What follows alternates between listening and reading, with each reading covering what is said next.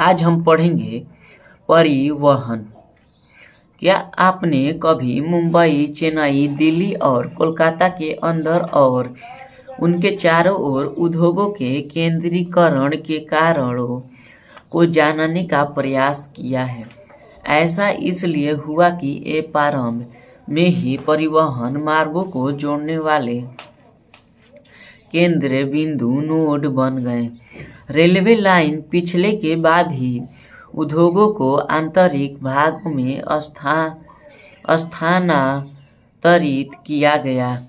सभी मुख्य उद्योग मुख्य रेल मार्गों पर स्थित है। श्रम। क्या हम श्रम के बिना उद्योग के बारे में सोच सकते हैं? उद्योगों को कुशल श्रमिकों की आवश्यकता होती है। भारत में श्रम बहुत गतिशील है तथा जनसंख्या अधिक होने के कारण बड़ी संख्या में उपलब्ध है। ऐतिहासिक कारक। क्या आपने कभी मुंबई, कोलकाता और चेन्नई औद्योगिक केंद्र के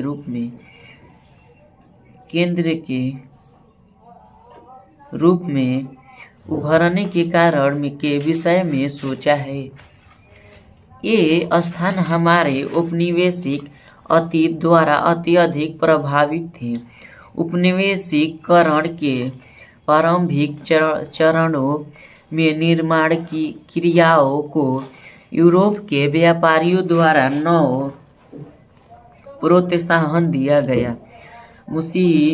मुर्शिदाबाद, ढाका, भदोही, सूरत, वडोदरा, कोझिकोड, कोयम्बटूर, मैसूर आदि स्थान महत्वपूर्ण निर्माण केंद्रों के रूप में उभरे। उपनिवेशवाद के उत्तरकालीन औद्योगिक चरण में ब्रिटेन में निर्मित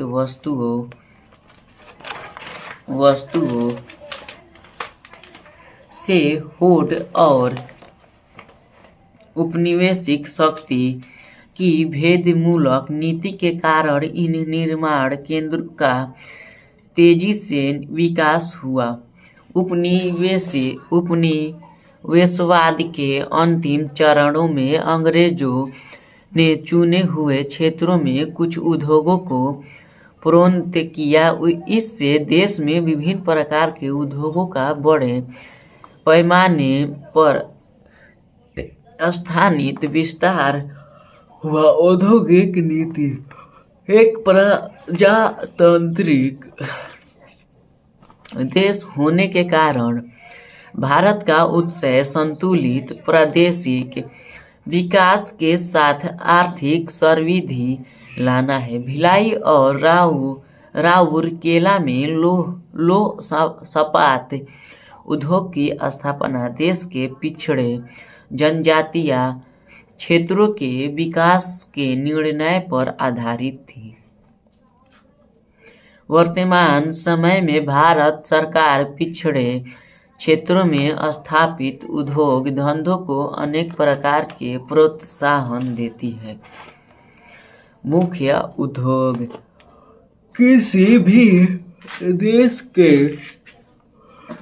भी देश के उद्योग विकास के लिए लौह इस्पात उद्योग एक मूल आधार होता है। सूती वस्त्र उद्योग हमारे परंपरागत उद्योगों में से एक है। चीनी उद्योग स्थानिक कच्चे माल पर आधारित है जो कि अंग्रेजों के समय में भी फला फूला। इनके अतिरिक्त इस अध्याय में वर्तमान में और भी आधुनिक उद्योग जैसे पेट्रोलियम, रासायनिक उद्योग, पेट्रोकेमिकल इंडस्ट्री और अवगम प्रौद्योगिकी उद्योग IT इंडस्ट्री की भी विवेचना की जाएगी। लौह इस्पात उद्योग। लौह इस्पात उद्योग के विकास ने भारत में तीव्र औद्योगिक विकास के दरवाजे खोल दिए। भारतीय उद्योग के लगभग सभी सेक्टर अपनी मूल आधारित अवसंरचना के लिए मुख्य रूप से लोहा इस्पात उद्योग पर निर्भर करते हैं। क्या हम लोहे के उपयोग के बिना कृषि में होने वाले औजार बना सकते हैं? लौह इस्पात उद्योग के लिए लौह अयस्क और कोककारी कोयला के अतिरिक्त चूना पत्थर, डोलोमाइट, मैंगनीज और अग्निशः मृत्तिका आदि कच्चे माल की भी आवश्यकता होती है। ये सभी कच्चे माल स्थूल भार ह्रास वाले होते हैं। इसलिए लोहा इस्पात उद्योग की सबसे अच्छी स्थिति कच्चे माल स्रोतों के निकट होती है। भारत में छत्तीसगढ़, उत्तरी उड़ीसा, झारखंड और पश्चिमी पश्चिम बंगाल के भागों को समाविष्ट करते हुए एक अर्धचंद्राकार प्रदेश में, जो कि उच्च कोटि के लौह अयस्क, अच्छे गुणवत्ता वाले कोककारी कोयला और अन्य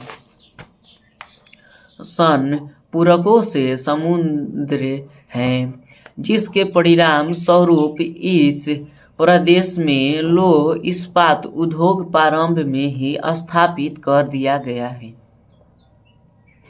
भारतीय लौह इस्पात उद्योग के अंतर्गत बड़े एकीकृत इस्पात कारखानों और छोटी इस्पात मिलें भी सम्मिलित हैं।